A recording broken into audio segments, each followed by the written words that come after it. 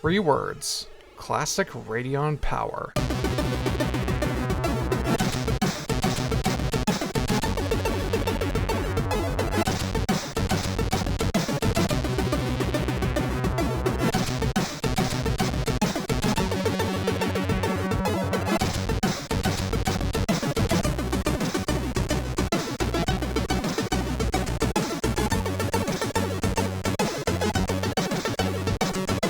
This is the Radeon R9 270X. It's nothing special, a 2013 refresh of 2012's HD 7870 with slightly higher clock speeds. The main appeal was the price. The 7870 launched at $350 US. The 270X was $200.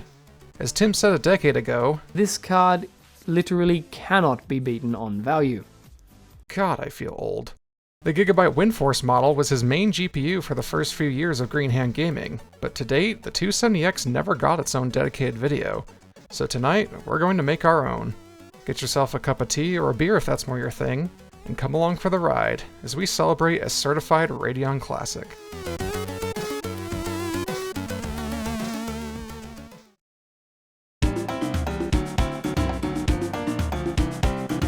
On paper, the 270X is more powerful than the PS4's GPU, but raw power isn't everything. This 270X uses the original GCN architecture, and, like Tim's Gigabyte card, only has 2 gigs of VRAM. The PS4 steps up to 2nd generation GCN and has 8 gigs of unified RAM to go around, so the 270X is going to struggle in newer games that soak up more VRAM. To get the most out of the R9, we're going to use the modded Radeon ID drivers, and of course, overclock it. Out of the box, Powercolor pushed the core to 1100 MHz and the memory to 1425, but I got 1162 and 1499 out of it respectively. Not great, but better than nothing. Without further ado, how does the R9 270X perform in game? I'm just kidding, that's too obvious.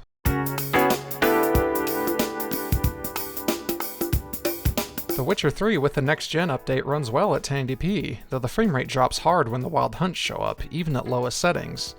If you'd rather have nicer visuals, you can drop to 900p and switch to the medium preset with all the goodies enabled, and get arguably more consistent performance. Doom 2016 runs even better, averaging 60 FPS with an overclock, and it's not far off that mark at stock. If Civ is your series, the R9 has you covered, as long as you don't care about Civ 7. 6 runs beautifully at 1080p medium in the mid-game, and even the post-game with the Gathering Storm expansion never drops below 30. If you didn't grow up with the original Crash Bandicoot trilogy on PS1, that's okay, because the Sane trilogy is great on the Radeon, objectively better than the locked 30 you'd get on a PS4 or Xbox One. It's a shame you're capped to 60 FPS on PC without jumping through hoops, though. Forza Horizon 4 overloads the VRAM on this card, but handles it gracefully. 1080p medium is technically playable, but the game just isn't as responsive as I'd like. I put hours into this game on the 270X at very low, and the experience is so much better. The second newest Far Cry game is a treat on this card. It's good enough for 1080p high if you don't mind 30 plus FPS. If you'd rather have 60, you can drop to 900p medium, and the game is still gorgeous. The latest installment in the Trackmania series is a hard one to test, mostly because I suck at it and don't have club access. I did the best I could, and so did the Radeon, putting down great frame rates at 1080p even with some good old-fashioned MSAA. Hitman World of Assassination runs okay with the game's suggested settings at 1080p, and you can get to 60 FPS easily by dropping to 1366 by 768 and turning SSAO and level of detail down to low. Sadly, the good news stops with 2022's Grid Legends. This is a textbook case of VRAM overflow handled badly. The game stutters like crazy even at 720p, and that's a shame because prior entries like Autosport have some of the best optimization in gaming, period. First Gen GCN really struggles in Ratchet & Clank Rift Apart. I dropped every setting as low as it'd go, and it still wasn't enough to reach palatable frame rates. I also tried the game on an HD 7790, a card that uses 2nd Gen GCN, and it did substantially better despite being weaker on paper. The 270X bounces back in Counter-Strike, with very playable performance at 1080p and plenty of room to grow if you're a heathen that plays stretched. Last year's PC port of Red Dead Redemption nearly hit 60 FPS at stock, though it's not perfect. FSR-AA isn't available on this card for some reason, and I had to cut back the shadows to medium to keep the frame times from getting too spiky. It's still a great time overall, and personally I think it's a better game than the sequel. The 270X is even capable of running some of this year's games, like the Unreal Engine 5 powered Fantasy Life I.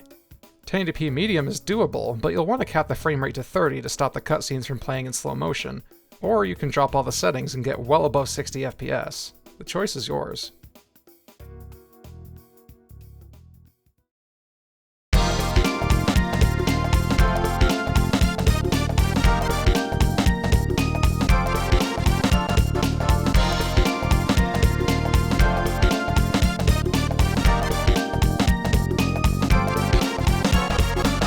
So, that's the R9 270X.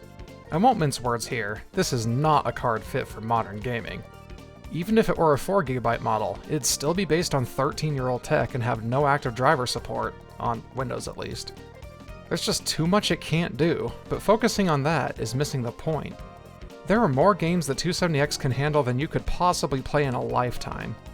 I had never played Far Cry 3, Quantum Break, or Hot Wheels Unleashed 2 before making this video, but I finished them all on the 270X, and picked up LEGO Star Wars Skywalker Saga and Far Cry 5 again after putting them down for months.